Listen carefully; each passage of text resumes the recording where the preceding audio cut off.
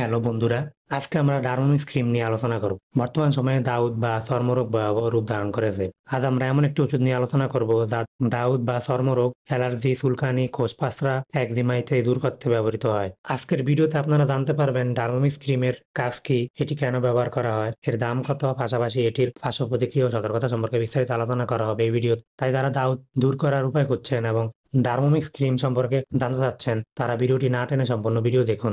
আপনারা দেখছেন medicine info and review. Medicine সম্পর্কে বিভিন্ন তথ্য জানতে এবং স্বাস্থ্য বিষয়ক যে কোনো পরামর্শ পেতে চ্যানেলটি সাবস্ক্রাইব করুন। যারা ফেসবুক পেজ থেকে দেখছেন তারা পেজটিকে ফলো দিন।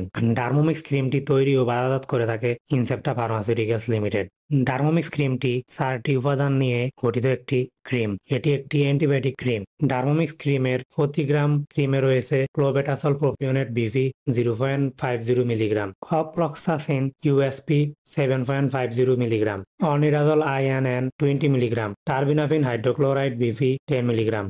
ডারমোমিক্স ক্রিমটি সাধারণত টিউব আকারে বাজারে পাওয়া যায়। 15 গ্রাম এই টিউবের বর্তমান বাজার মূল্য 200 টাকা। ডারমোমিক্স ক্রিম একটি মাল্টিফল কম্বিনেশন ক্রিম যার রয়েছে অ্যান্টিব্যাকটেরিয়াল, অ্যান্টিপ্রোটোজোয়াল, অ্যান্টিফাঙ্গাল এবং ইনফ্লামেশনের জন্য স্টেরয়েডস বিশিষ্ট।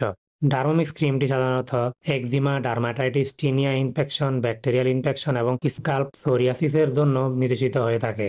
সাধারণত ফুসকুডি, অ্যালার্জি, চুলকানি, দাউদ ইত্যাদি দেখা দিলে ডাক্তারগণ এই ক্রিমটি প্রেসক্রিপশন করে থাকেন। এই ক্রিমটি আপনি ব্যবহার করলে 2 সপ্তাহের মধ্যে ভালো ফলাফল পাবেন। এই ওষুধটি ডাক্তারগণ কোনো রোগীর ক্ষেত্রে 1 মাসও লিখে থাকেন। এটা রোগের কন্ডিশনের উপর ডিপেন্ড করে। এই ক্রিমটি আক্রান্ত স্থানে দিনে 2 বার ব্যবহার করতে হবে এবং ত্বকে মৃদুভাবে মাখতে হবে। পার্শ্ব প্রতিক্রিয়া: ত্বকের জ্বালাপোড়া, চুলকানো, অস্বস্তি, চামড়ায় শুষ্কতা জনিত একজিমা হতে পারে। সতর্কতা: মুখে খাওয়ার জন্য নয়, শুধুমাত্র বাহ্যিক ব্যবহারের জন্য।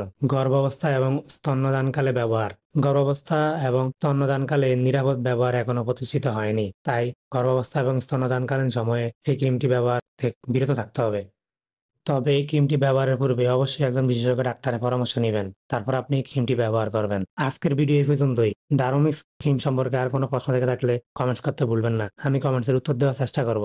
ভিডিওটি ভালো লাগলে একটি লাইক দিবেন, চাইলে শেয়ার করতে পারেন। দেখা হবে নতুন কোনো ভিডিওতে। সেই পর্যন্ত সবাই ভালো থাকুন, সুস্থ থাকুন। আল্লাহ হাফেজ।